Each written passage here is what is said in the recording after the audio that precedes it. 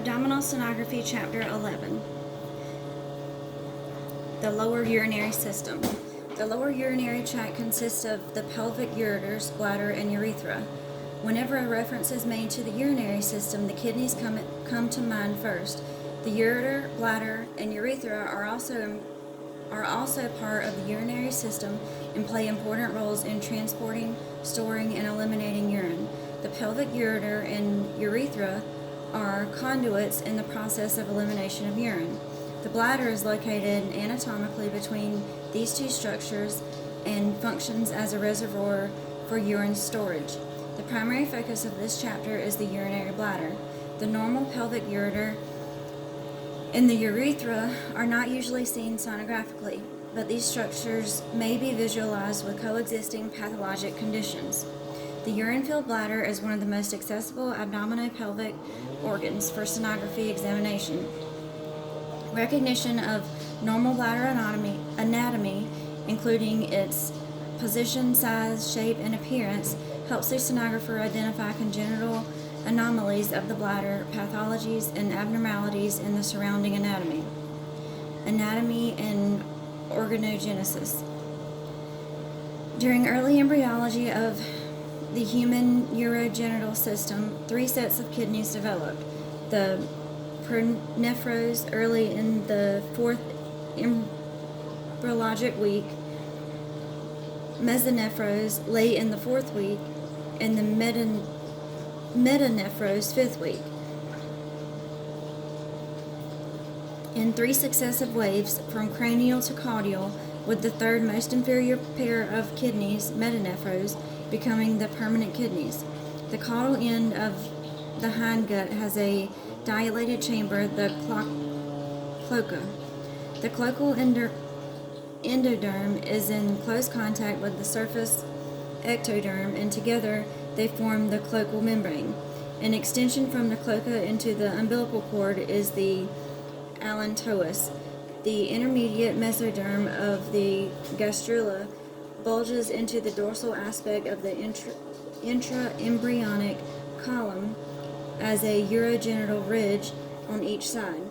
This further develops into 2 ridges, a medial gonadal ridge and a lateral nephrogenic ridge or cord. A mesonephric Wolffian duct and paramesonephric Mullerian duct form in the nephrogenic ridge or cord. In approximately the 7th gestational week, the urorectal septum between the allantois and hindgut fuses with the cloacal membrane, dividing it into the ventral or anterior urogenital sinus and a dorsal or posterior rectum. The upper part of the urogenital sinus is the fusiform bladder. The lower pelvic and phallic parts of the urogenital sinus form the urethra and relating glands and structures in each sex. The Wolffian ducts give rise to the ureters. They also form the efferent tubules, duct of epididymis, vas efferens, seminal vesicles, and ejaculatory ducts in males, and the epuperon, peyruperon, and Gartner's duct in females. The ends of the mesenteric ducts, Wolffian and Mullerian, and the endodermal cloacal form the urinary bladder. The cloaca, the terminal caudal blind-ended portion of the hindgut, is the major structure that forms the lower part of the urinary and genital tract. Its primary function is to serve as the primitive receptacle into which the reproductive and excretory tracts empty. The metanephric duct, future ureter, develops from a uteric bud growing from the caudal end of the mesonephric duct. In a short time, the mesonephric duct shifts anteriorly and makes its own connection with the cloacal urogenital sinus bladder. At 8 weeks gestation, all embryos have identical primordia in the different stage of urogenital development, with gonads capable of developing into testes or ovaries.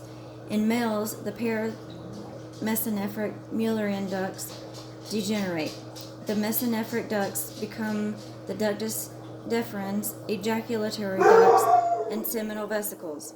The urogenital sinus develops into the urinary bladder, prostate gland, bulbourethral glands, Cowper's gland, paraurethral glands, and prostatic membranous and penile or spongy urethra. In females, the mesonephric Wolffian ducts degenerate, and the paramesonephric ducts develop into the uterine tubes, uterus, and upper part of the vagina. The urogenital sinus forms the bladder, urethra, greater vestibular, and paraurethral glands, vestibule, and lower part of the vagina. Initially, the bladder is contiguous with the allantois, which eventually becomes a fibrous cord, uranchus, known as the median umbilical ligament in the adult. The uranchus extends from the apex of the bladder to the umbilicus. In infants and children, the urinary bladder is an abdominal organ until after puberty, when it becomes a true pelvic structure. Urinary bladder. The bladder develops into a hollow, smooth, musculo-membranous, collapsible sac that acts as a reservoir for urine.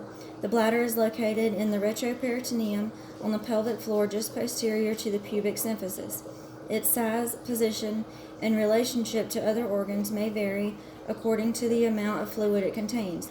The urinary bladder is lined with a mucous membrane of transitional epithelium that allows for expansion. This mucous membrane lining contains rugae or folds. When the bladder is empty, the membrane appears folded or wrinkled. The mucous membrane is loosely attached to the underlying muscle coat except at the trigone region, where it is firmly attached to the muscular coat. It appears smooth. It does not expand during bladder filling. The bladder is capable of considerable distension because of the lining's elasticity and rugae and the wall's elasticity. It is unlikely situated in the pelvic cavity for its function of urine storage. Bladder capacity varies greatly and depends on many factors, including the age and physical condition of the patient. The normal adult bladder is generally moderately full at 500 milliliters or a pint of urine, but it may hold nearly double that if necessary. Normally, the bladder is a round-edged tetrahedron with a superior, a posterior, and two inferior surfaces. The superior surface has two regions, the fundus located posteriorly and the apex located anteriorly. The two urethral orifices are located in the body on the posterior inferior portion. The urethral orifice is located in the neck of the bladder and is the most inferior region. When the bladder is empty, the anterior surface lies just behind and rarely superior to the symphysis in both males and females.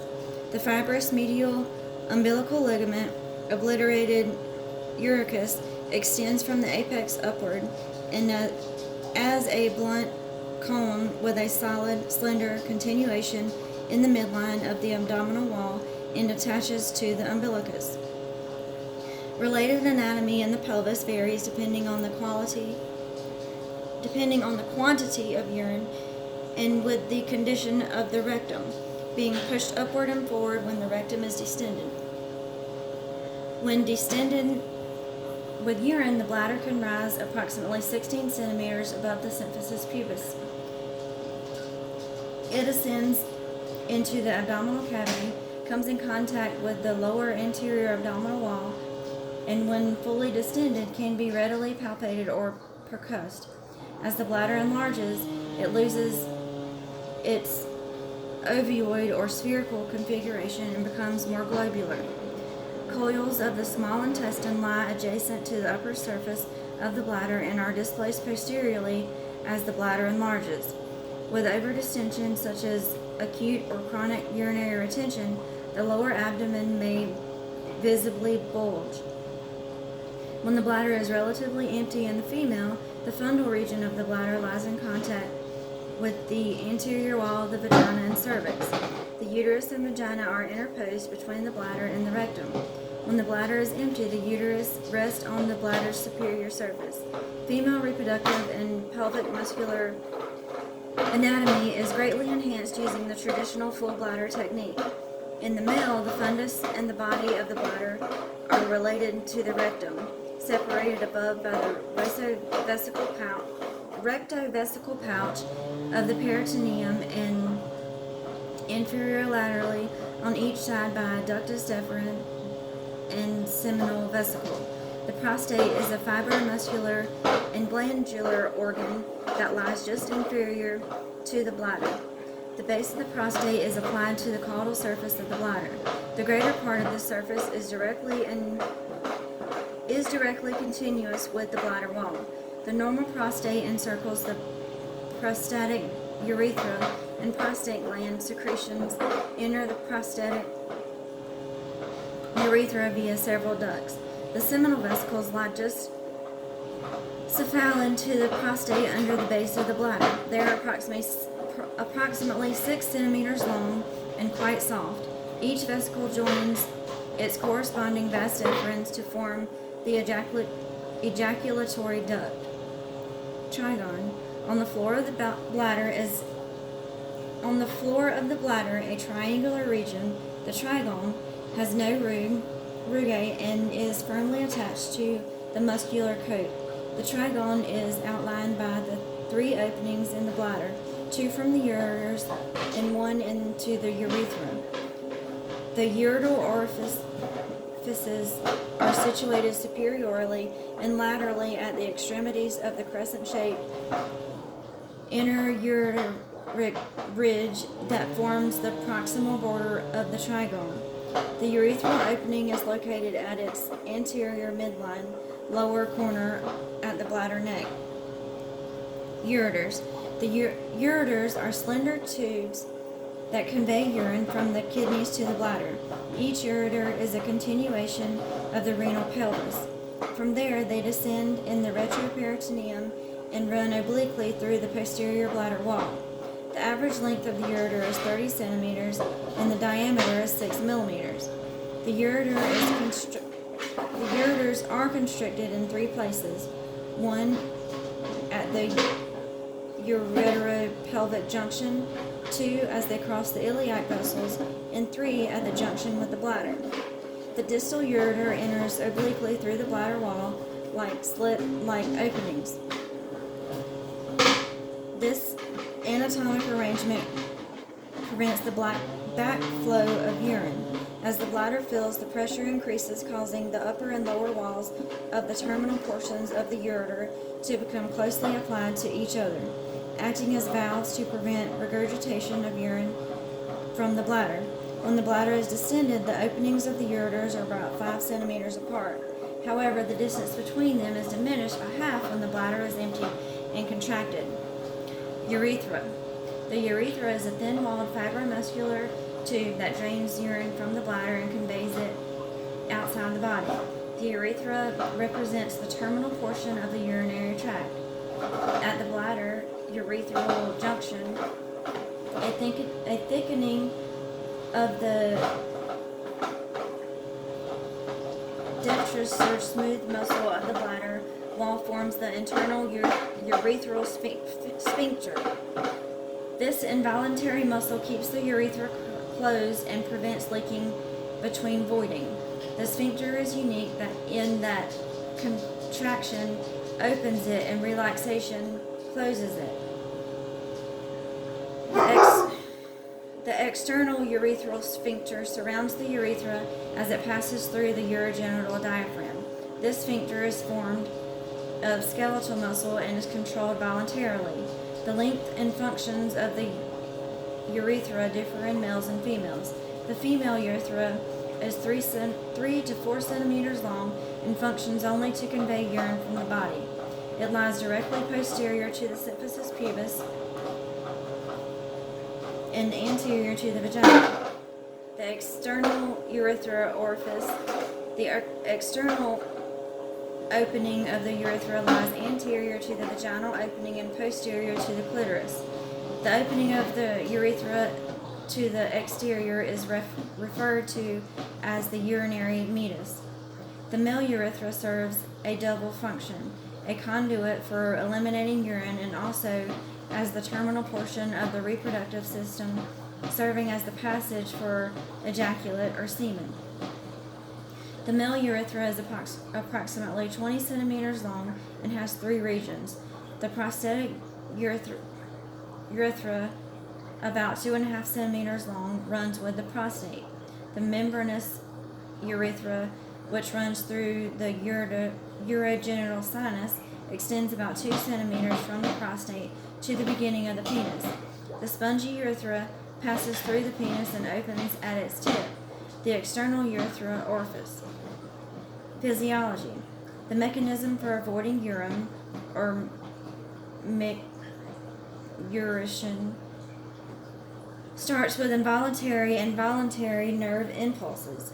Even though the bladder has a greater capacity, when the volume of urine extends 200 to 400 milliliters, stretch receptors trigger transmission of impulses to the lower portion of the spinal cord, initiating the conscious desire to expel urine and a subconscious reflex, the micturition reflex. The combination of voluntary relaxation and external sphincter muscle of the bladder, reflex contraction of linear smooth muscle fibers along the urethra, and then contraction of the detrusor muscle squeezes urine out of the bladder. Parasympathetic fibers transmit the impulses that cause contractions of the bladder and relaxation of the internal sphincter. Because the external sphincter is under voluntary control, which can choose to postpone bladder emptying. Voluntary contraction of the external sphincter to prevent or terminate micturition is learned and is possible only if the nerves supply the bladder, the urethra, the projection tracts of the cord and brain, and the motor area of the cerebrum are all intact. Incontinence. Involuntary emptying of the bladder results from aging or trauma to any of these parts of the nervous system by cerebral hemorrhage or cord injury. Retention is the inability to empty the bladder even though the bladder contains an excessive amount of urine. Catheterization may be used to relieve the discomfort accompanying retention. The 30% of patients who are catheterized routinely eventually develop a ledge posteriorly at the bladder neck from catheter trauma. The ledge makes voiding difficult and considerably complicates the catheterization process.